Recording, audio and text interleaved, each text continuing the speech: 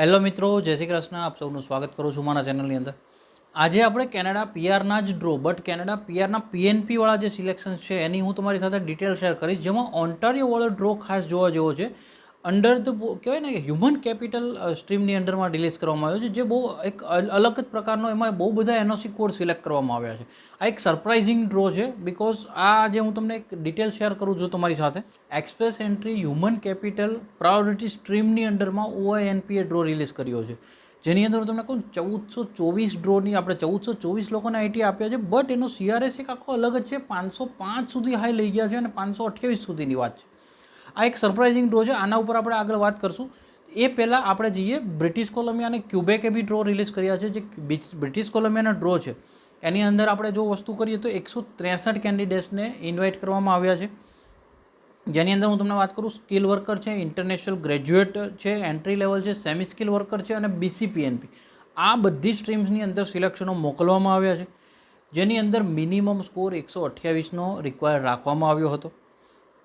હવે હું તમને કહું કે એન્ટ્રી લેવલ અને સેમી સ્કિલ વર્કરની જો આપણે વાત કરીએ છીએ તો 110 ઉપર સિલેક્શનો કરવામાં આવ્યા. બાકીની જે બ્રિટિશ કોલંબિયાની સ્ટ્રીમ છે, ઇન્ટરનેશનલ ગ્રેજ્યુએટ સ્ટ્રીમ જે કહેવાય છે, એની અંડરમાં જે 5 ઓક્યુપેશન ફોકસ થાય છે દર વખતે, ચાઇલ્ડ કેર એજ્યુકેશન હોય છે, હેલ્થ કેર હોય છે, કન્સ્ટ્રક્શન વર્કર હોય છે, ટેક વર્કર્સ હોય છે, વેટનરીવાળા હોય છે.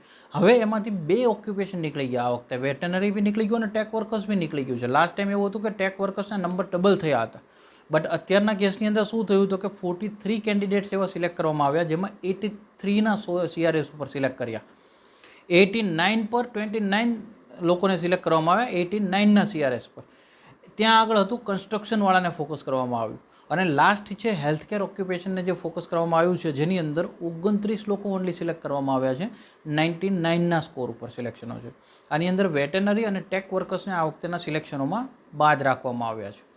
ત્યારબાદ જો આપણે ક્યુબેકની વાત કરીએ, જો આપણે વાત કરીએ તો 1417 લોકો લાસ્ટ ડ્રોની વાત કરીએ તો સિલેક્શનો કરવામાં આવ્યા હતા, જેમાં કટ ઓફ સ્કોરની વાત કરીએ 575ના કટ ઓફ સ્કોરની વાત હતી, જેમાં જોબ ઓફરવાળાને ફોકસ કરવામાં આવ્યા છે, આઉટસાઇડ ટેરેટરીવાળાને, એટલે કે જે વન ટાઈમ કોમ્યુનિકેટ મેટ્રોપોલિન દે મોન્ટ્રિયલ એરિયાઝ કહેવાય, ત્યાંથી જેની પાસે જોબ ઓફર હતા એવા 1417 લોકોને ફોકસ કરવામાં આવ્યા છે. અને હવે આપણે મેઇન પોઈન્ટ પર આવીએ, જેની અંદર હું ઓન્ટારિયોની વાત કરું. ઓન્ટારિયોએ એક હ્યુમન કેપિટલ સ્ટ્રીમની અંડરમાં જે ડ્રો રિલીઝ કર્યો છે, એમાં 505થી 528નું સિલેક્શન. ઓન્ટારિયો નોર્મલ 400થી લઈને સિલેક્શન મોકલતું હોય છે, જેમાં 394 સુધી આપણે સિલેક્શનો જોયા, અને ફ્રેન્ચવાળાને તો 290 સુધી નીચે જતા જોયું. બટ હવે એક સરપ્રાઇઝિંગલી એટલો બધો ગેપ ઉપર ગયો કે જ્યાં 505થી 528 અને મલ્ટિપલ એનઓસીને સિલેક્ટ કરવામાં આવ્યા છે.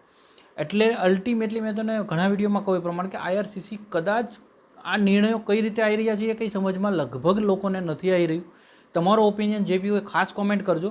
આ એક મારો અભિપ્રાય હું તમારી સાથે શેર કરું. આ સાથે આપણે ઓન્ટારિયોના જો બીજા સિલેક્શનો છે એની એક ડિટેલ જોઈ લઈએ, જેની અંદર જો વાત કરીએ ઓઆઈએનપી ઓન્ટારિયો ઇમિગ્રેશન નોમિની પ્રોગ્રામની અંડરમાં માસ્ટર અને પીએચડીવાળાને આ વખતે ફોકસ કરવામાં આવ્યા છે, જેમાં 1249 ઇન્વિટેશન્સ રિલીઝ કરવામાં આવ્યા છે. જેમાં માસ્ટરવાળાની જો વાત કરીએ તો 53નું સિલેક્શન, અને જો પીએચડીની વાત કરીએ તો 45 અથવા એના કરતાં ઉપરવાળાને નોમિનેશન્સ અથવા સિલેક્શનો મોકલવામાં આવ્યા છે. આ જ રીતે ઓન્ટારિયો, બ્રિટિશ કોલંબિયા અને ક્યુબેકની જે ન્યૂ અપડેટ આવી એ બને એટલી સરળ ભાષામાં તમારી સાથે શેર કરવાની કોશિશ કરી છે. એમના નોમિનેશન્સ કઈ રીતે કર્યા છે, ડિટેલ્સ તમારી સાથે સરળ ભાષામાં મળી રહે એની ટ્રાય કરી છે. જો માહિતી સારી લાગી છે એક લાઇક કરી દેજો, મેક્સિમમ લોકો શેર કરવાનું ના ભૂલતા, because spread education, support education. Thank you so much. જય હિન્દ, જય ભારત.